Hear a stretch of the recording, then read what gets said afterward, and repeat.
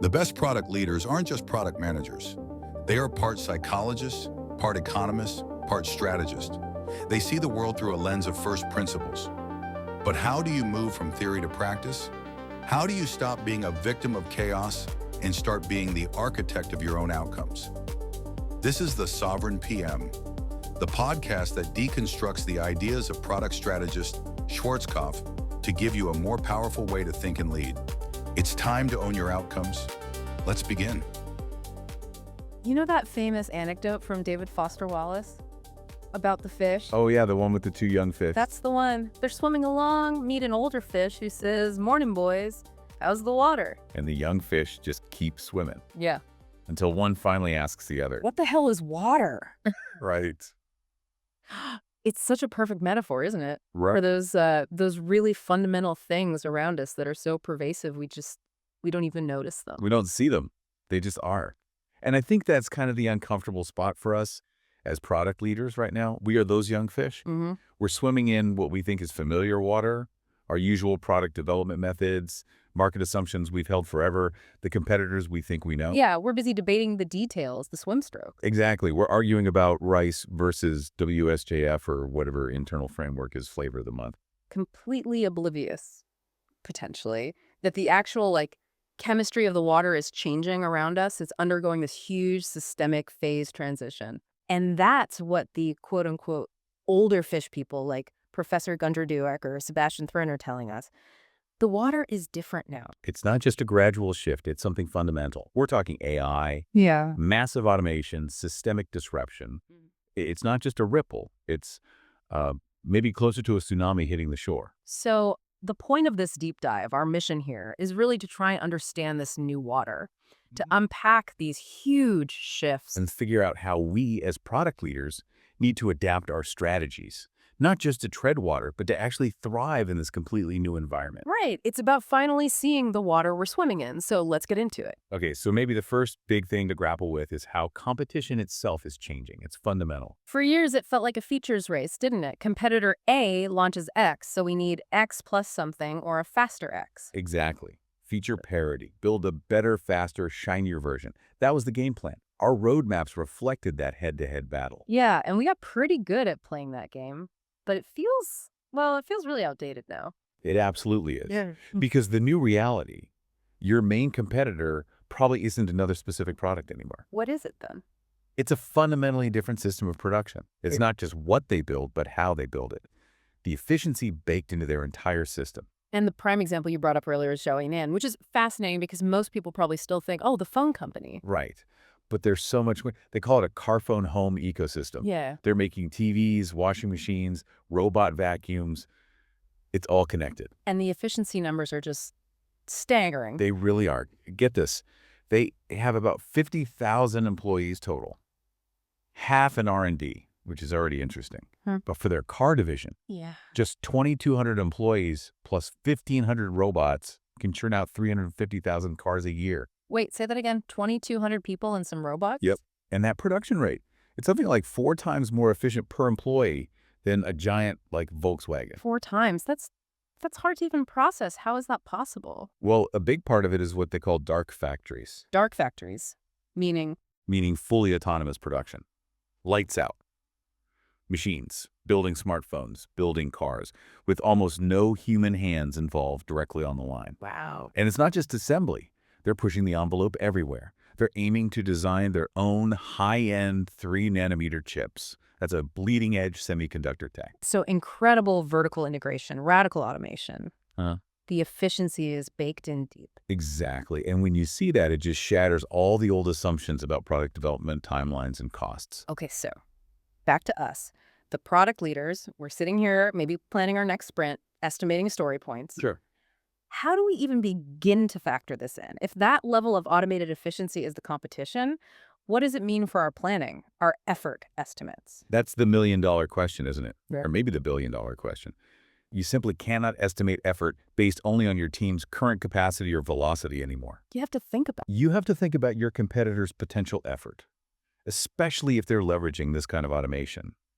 What if their entire QA process is AI-driven?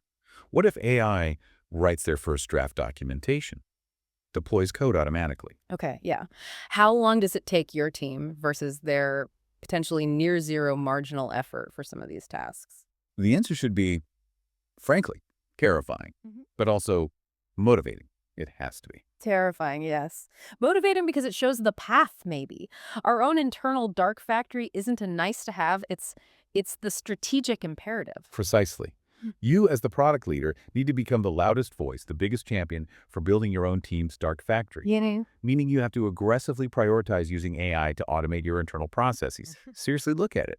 Can AI generate that first draft of user docs? Freeing up writers for higher level stuff. Exactly. Can AI write unit tests, integration tests? Can it sift through mountains of user feedback and support tickets to pinpoint the real critical issues instead of someone doing it manually? So this isn't about efficiency tweaks anymore. It's survival. It's foundational. It's absolutely foundational. It's about changing how we build, fundamentally. Okay, let's shift gears a bit. There's another core belief that's getting shaken up. Which is, The idea that our unique human advantage lies in creativity, strategic insight, that out-of-the-box thinking. That was supposed to be our defensible moat, right? Especially in product strategy. it was.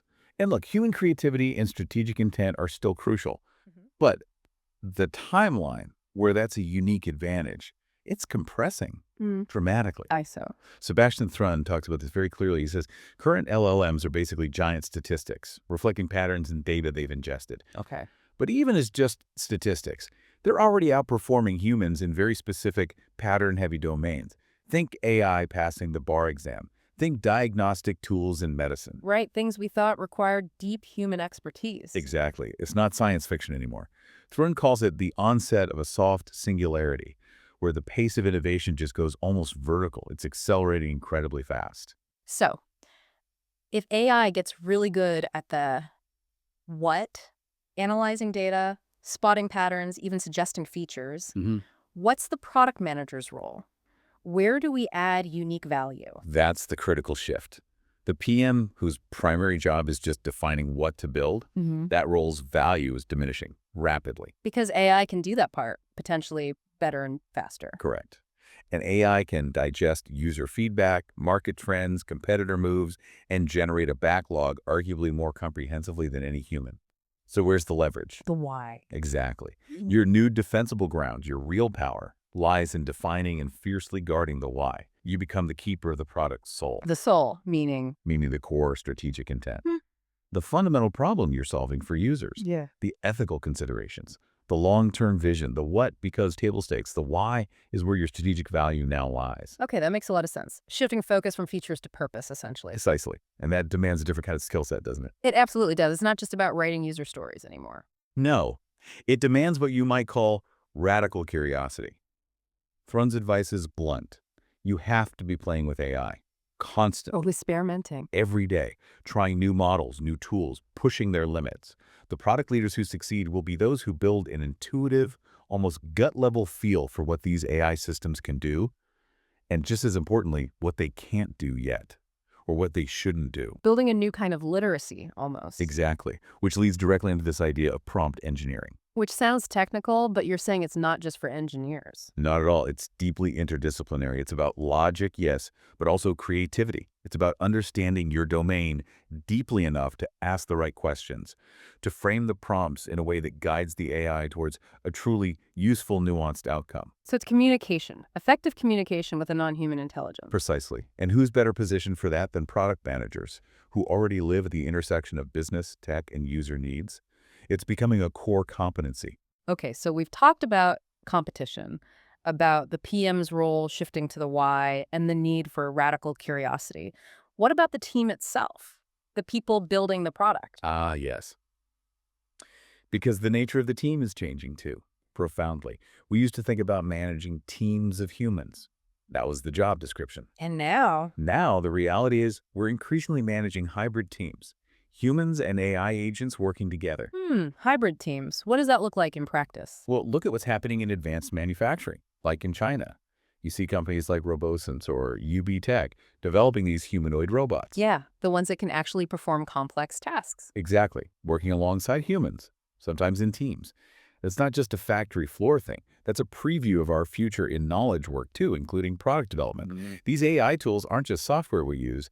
They're becoming in a sense, collaborators. Okay, but that brings up the fear factor, doesn't it? If AI takes over low-value tasks, many people feel like those are their jobs right now. How do we navigate that? That's absolutely critical. And the framing matters immensely. Like, AI isn't going to replace your truly great engineers or designers. It's going to. Augment them, make them superhuman almost, by taking away the repetitive, the tedious, the often soul-crushing parts of the job. Like, Think about a designer using AI to instantly generate 10 layout options so they can focus their energy on the user experience strategy. Or an engineer having AI write boilerplate code, freeing them up for complex architectural problems. so the PM's role here is partly change management, helping the team see AI as a partner, not just a threat. A huge part of it, painting that vision, showing them how AI elevates their work, makes their core skills more valuable by removing the drudgery. It's about augmentation, not replacement, for the key roles. Which logically leads to how we hire and develop talent, right? Hey, the old resume listing specific tools or languages feels less important. Much less important. Hiring for a fixed static skill set, that's becoming obsolete very quickly. So what do we hire for? Adaptability, insatiable curiosity, a genuine commitment to continuous learning, and maybe even more importantly, unlearning. Unlearning. Yeah, letting go of old assumptions and ways of working, because the landscape is shifting that fast. Your most crucial investment might not be hiring new people, but aggressively reskilling your current team. So championing budgets for training, workshops, dedicated time for learning these new AI tools. Absolutely. You have to build that culture, that famous saying, culture eats strategy for breakfast. It's never been more true. You need a culture of radical curiosity and continuous transformation. If your team isn't constantly learning, they're falling behind, period. Okay, final theme. This one feels maybe a bit more out there, but potentially massive. Transportation. Yes, the death of distance, perhaps. Maybe. We inherently design products assuming certain things about logistics, physical presence, travel times, mostly ground-based travel. Right. Our mental models are built on roads, shipping routes, physical stores, face-to-face meetings. That's the old framework. But that whole concept of travel and presence is being reimagined, isn't it, by two big things. Two huge things converging. Hmm. Autonomous aerial vehicles, think drones, air taxis, and incredibly immersive virtual communication tools. Sebastian Thrun's vision here is pretty wild. Air travel basically replacing a lot of ground traffic. Yeah, he argues it's safer, way faster, like 200 kilometers per hour versus maybe 30 in city traffic, and for many trips, potentially more energy efficient. And you said this isn't just theory anymore. Companies are actually doing that. Oh yeah, companies like EHang, Xpeng in China, they're already doing trials, even selling personal aerial vehicles. And the big players, VW, Boeing, they're investing heavily, buying startups. It's happening. It's not a matter of if, but when this becomes mainstream and how quickly. Okay, so how does that change things for our products, the ones maybe designed assuming traffic jams and slow deliveries? That's the question you need to be asking. How does your product's value proposition shift if a person or small package can travel 100 kilometers in half an hour, maybe for relatively low cost? The implications are huge for, well, almost everything. E-commerce, local services, logistics, urban planning. Everything. Are the assumptions baked into your product about physical distance and travel time still valid? Yeah.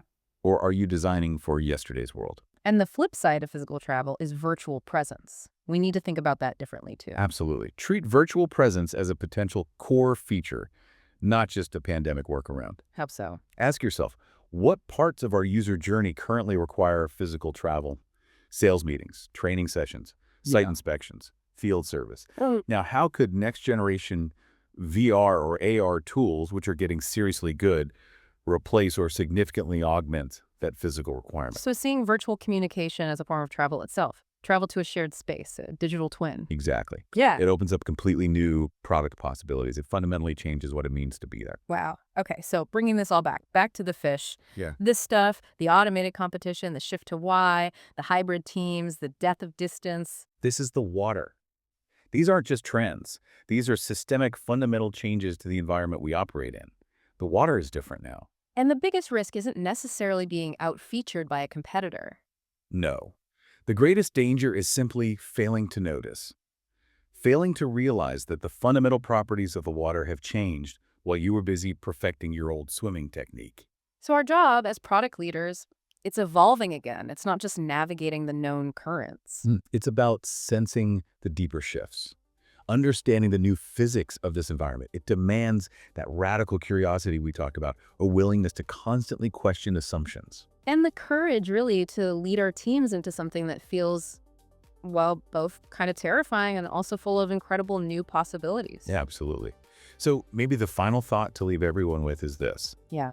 What if the most dangerous assumption we're holding on to right now isn't really about the technology, but about our own ability, our own willingness Yeah. to unlearn everything we thought we knew? And that brings us to the end of this debrief.